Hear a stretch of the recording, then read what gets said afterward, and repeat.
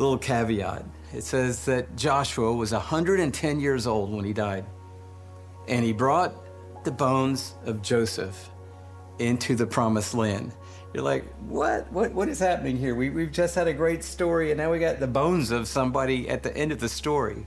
Well, you remember Joseph. Joseph was that son who got sold out by his brothers and got falsely accused and thrown down in the prison and forgotten in the prison, but then he was raised up by God to be the second most powerful person on earth. And during the years of feast and famine, he saved Egypt and ultimately saved his own family from dying in the famine. And his family came to him in Egypt. They settled in Egypt, and that's how the people of God got in Egypt, by the way, so that they needed to be delivered out of Egypt.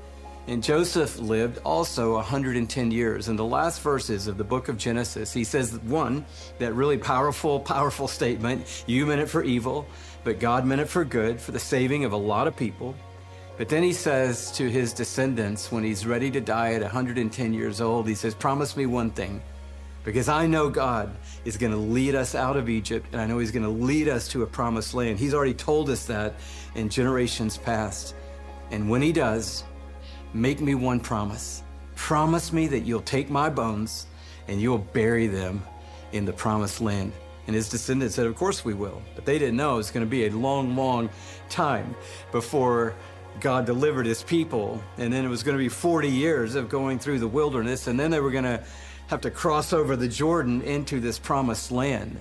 But they did, and all that time, they had the bones of Joseph with them.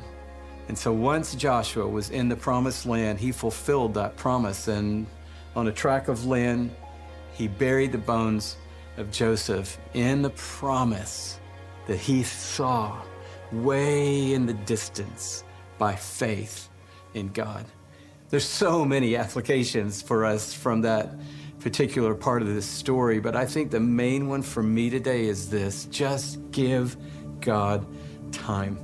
Some of you feel like your bones are in a bag in the wilderness. You feel like it's been decades since you promised God or God promised you, and you're not seeing anything happen. You're not seeing any movement. I'm just thinking about how long it was from the moment that Joseph's descendants made that promise to the moment that Joshua fulfilled it in the promised land. But God, he's always working, and you can always count on God to fulfill what he has promised to you. And if it's not happening today, give God time. If it's not happening in this season right now, give God time. If you can't see anything going on and it doesn't look like God is at work, just give God time.